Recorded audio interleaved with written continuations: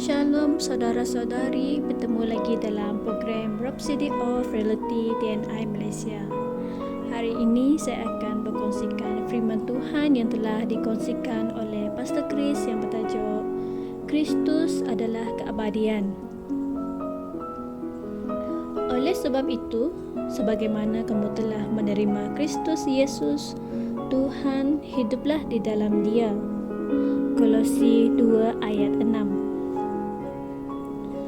Alkitab versi The New International Version bagi ayat di atas mengatakan, jadi, sebagaimana kamu telah menerima Kristus Yesus sebagai Tuhan, teruslah hidup di dalam Dia.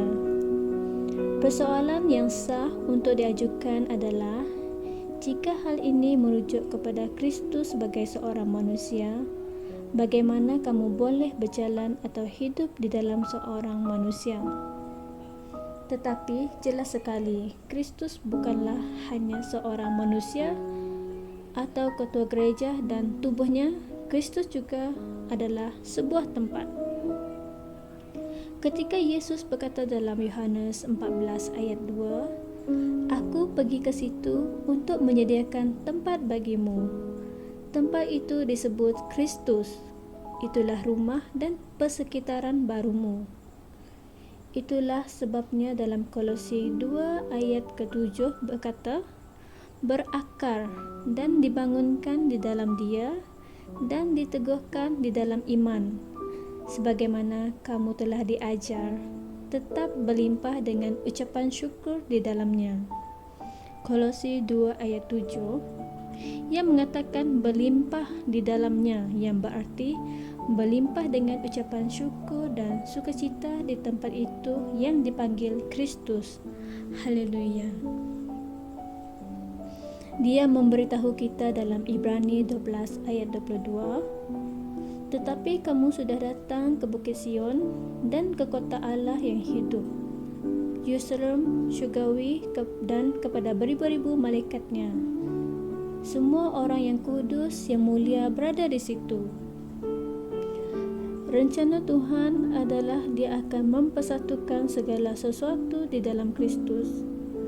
Alkitab mengatakan apabila masanya genap, Dia akan mempersatukan segala sesuatu di dalam Kristus, baik yang di syurga maupun yang di bumi. Efesus 1 ayat 10.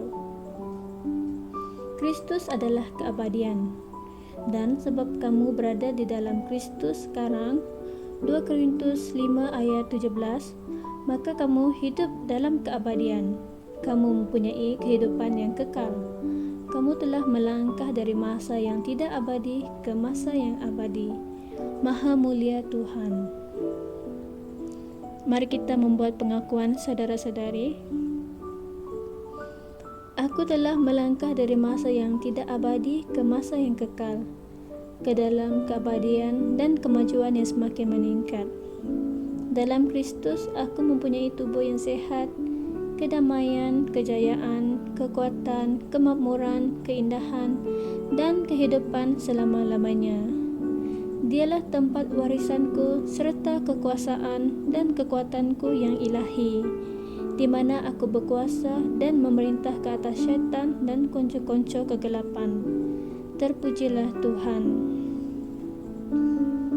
Sebagai renungan tambahan, kita boleh membuka Alkitab episod 1 ayat 10, Yohanes 14 ayat 2 hingga 3, dan Korintus 5 ayat 17 hingga 18. Ini saja perkongsian pada hari ini. Tuhan memberkati.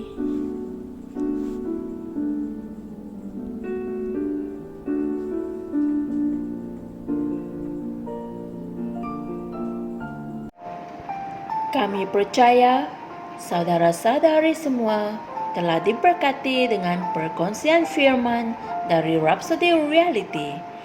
Bagi sesiapa yang ingin menjadikan Yesus Kristus sebagai Tuhan dalam kehidupanmu, kamu boleh mengucapkan doa ini bersama dengan saya.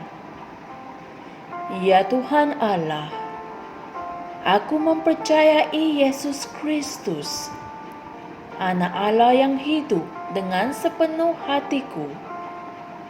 Aku percaya Dia telah mati untukku dan Allah telah membangkitkan Dia dari kematian. Aku percaya Dia hidup hari ini.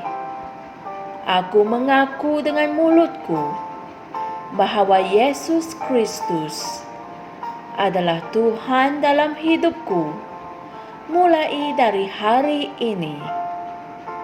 Melalui Dia dan di dalam nama-Nya, aku mempunyai kehidupan yang kekal. Aku telah dilahirkan semula. Terima kasih Allah kerana menyelamatkan jiwaku. Aku sekarang adalah anak Allah. Haleluya. Tahniah, sekarang kamu telah menjadi anak Allah. Untuk apa-apa sebarang pertanyaan atau untuk mendapatkan lebih banyak maklumat mengenai bagaimana untuk bertumbuh sebagai seorang Kristian, anda semua boleh hantar mesej di akaun Facebook kami atau email kami di tni.msia@gmail.com. Sekali lagi, tni.msia@gmail.com. Tuhan berkati Anda semua.